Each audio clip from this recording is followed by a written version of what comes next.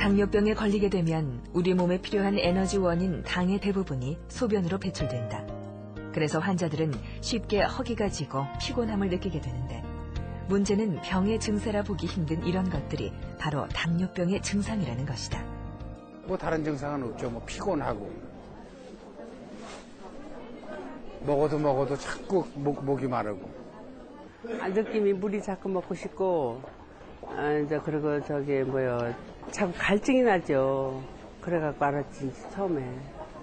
동네 병원에 감기 때문에 갔다가 의사 선생님한테 자꾸 입이 마르고 살이 한 3kg가 갑자기 빠졌다 그랬더니 의사 선생님이 그러면 당뇨가 의심된다고 당뇨 체크를 한번 해보자고 하셔서 그때 당뇨 체크를 처음 했었어요.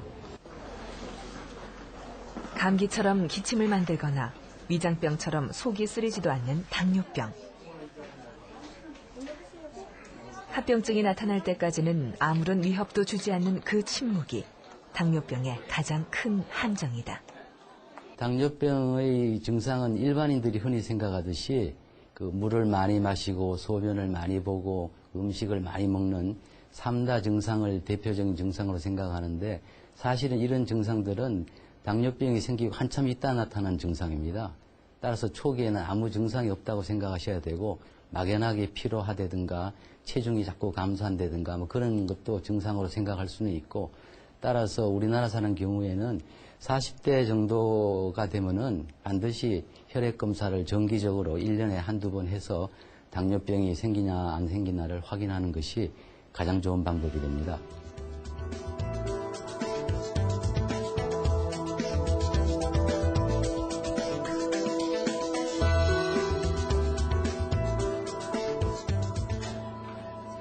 손호영 교수의 외래 진료실. 이곳에선 당뇨병에 대해 용감한 환자들을 자주 볼 수 있다. 송한근 씨 역시 당뇨병을 대수롭지 않게 생각하는 환자 중 하나다. 이런 환자를 만날 때 손호영 교수가 쓰는 전략이 있다. 경색증 같은 것도 올 수 있거든. 그것뿐만 아니라 팔, 다리, 말초 혈관도 좁아지든가 맥힌단 말이에요. 그 다음에 또 하나 이상 소견은 그 소변 검사에서 역시 당이 나와요. 혈당이 132가 나왔는데 정상은 100 아래거든요. 예, 그렇게 하고 126이 넘으면 당뇨예요. 합병증이라는 적의 실체를 하나하나 찾아가는 것이다. 송한근 씨의 경우엔 이미 신장 합병증이 시작됐다. 혈압은 아직 괜찮았어요. 126에 80.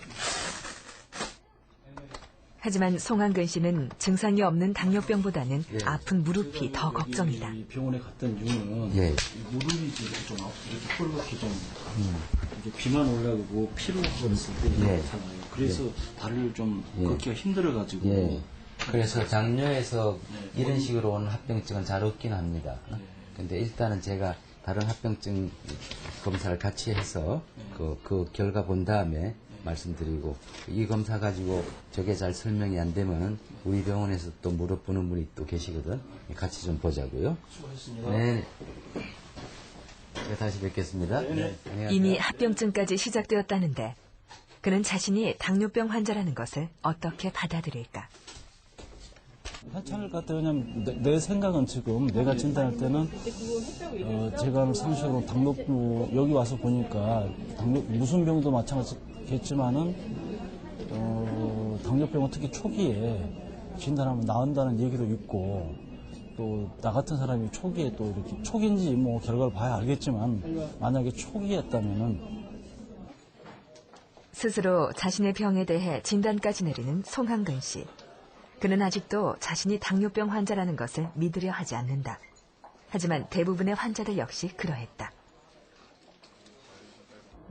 걸리기 전에는 뭐 전혀 몰랐으니까 건강에 대해서 그렇게 자신을 하고 있었고, 당뇨 걸리고 나서도 그렇게 심각한 병이라고는 생각지 않았거든요. 근데 얼마 전에 입원해서 보니까 주위에 있는 분들이 당뇨 합병증으로 인해서 거의 중환자들이 많이 계시더라고요.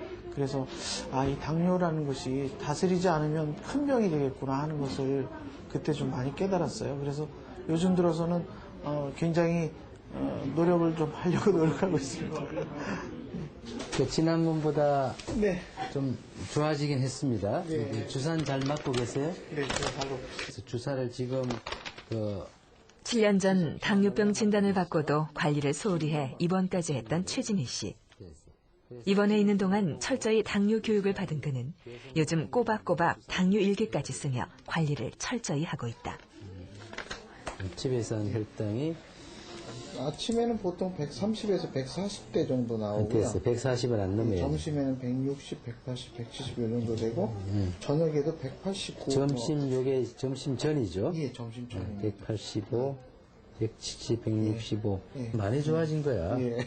많이 과거에 비하면 예. 많이 좋아졌고 공복 혈당의 경우 126이 넘으면 식후 2시간 혈당은 200이 넘으면 치료가 필요한 환자로 본다. 하지만 환자로 진단받지 않더라도 정상보다 높으면 당뇨 전 단계로 보고 혈당 관리를 시작해야 한다. 좋은 콜레스테롤이 40은 좀 넘어야 되는데 네. 좀 모자라. 예. 이걸 좋게 하려면 혈당도 더 좋게 해야 되고 운동 좀 해야지. 네, 저녁에 하고 있습니다.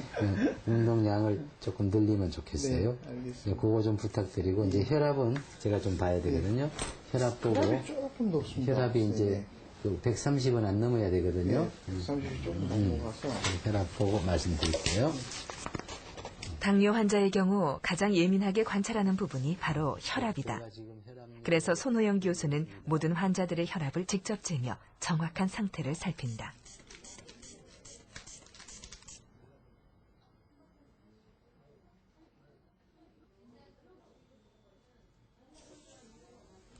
혈압이 150에 90. 우리가 희망하는 것은 130에 80. 조금 높아요. 그래서 약을 잘 잡수고 있는데도 혈압이 이렇다면은 약을 조금 조정해야 되거든요. 예. 음식은 좀 싱겁게 잡수던 노력하고 한 달 반으로 예약해달라 그랬어요. 예. 혈당은 혈압을 올리는 가장 큰 원인이며 고혈압은 모든 합병증의 시작이기 때문에 세심하게 관찰해야 한다. 당뇨 혈당 조절이 잘 되더라도 그 고혈압이 조절이 안 되면은 뇌졸중이라든가 심장 그 합병증은 그대로 오게 됩니다. 그래서 당뇨는 혈당 조절에